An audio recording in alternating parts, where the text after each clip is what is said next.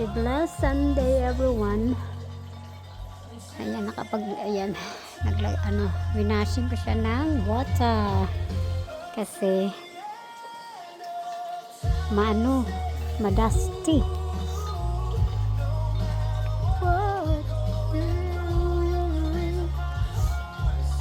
Ayan, kawawa yung mga halaman ko. Alam nyo guys, yung aking talong ay may bunga na guys. I share you. Sana nga magtuloy-tuloy. Yan naman yung aming grapes. Ito yung maliliit na grapes guys. Hindi masyado na. Yun naman yung pangit kasi yung nabili. But anyway guys, I share you. May bunga na yung talong natin. Ay nako. Look at that guys. Naku, ang problema ko guys, maliit itong hindi siya matangkad itong ating talong. So kung mahaba ito, kasi ito yung niya, dito ko tinatapon guys yung mga leftover na, hindi yung mga kanina, yung mga vegetables na pinagchachap-chapan ko, ganun. Dito ko sila tinatapon. Fertilizer, ganito siya guys. So pag ganito kahaba, ay nako, paano yan ang iksi-iksi nitong talong. Ang dami niyang bunga guys. Tapos dito ko rin, tapos yung yan pa tapos guys yung banana na overripe, nilagay ko siya sa tubig. No, tapos ito yung pinagdidilig ko. Yan yung mga palat na mga itlog. Tingnan nyo yung watermelon na nasira, nilagay ko na rin dyan. Ngayon, ito yung gagawin ko guys, kasi nakabili na ako ng soil, so maybe next week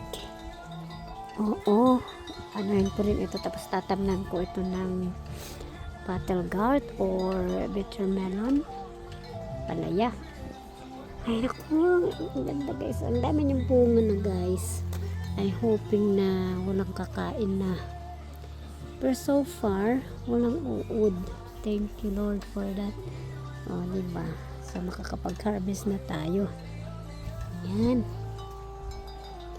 Tapos yung guys, yung mga huwas bigas, dito ko rin dinidilig. Tsaka yung water ng aking aquarium, kasi diba yung kinakain ng isda, yun. Kasi itapon ko, dito ko dinidilig. Diba?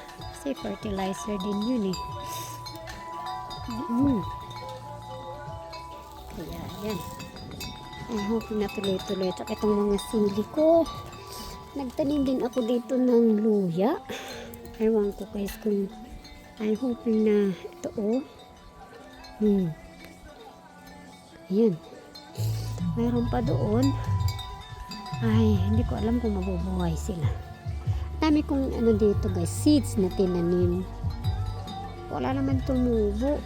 Ito lang mayroon ako tinanim dito na yung red beans ba yun, kasi itong nabili namin na soil, hindi maganda, pagkatigas-tigas. Kaya yung nabili namin ngayon na soil, mas maganda. So ayan guys. Yan guys, update natin sa ating ako hindi ko alam tong cucumber ko guys. Ay, sana nga mamunga din. So, may transfer ako doon na, ewan ko kung ano to, lemon yata to, lime, saka yung mangga. Buto lang ng mangga yan guys na pinagkainan ko, tinanim ko, ayan na siya. So yan guys, update lang.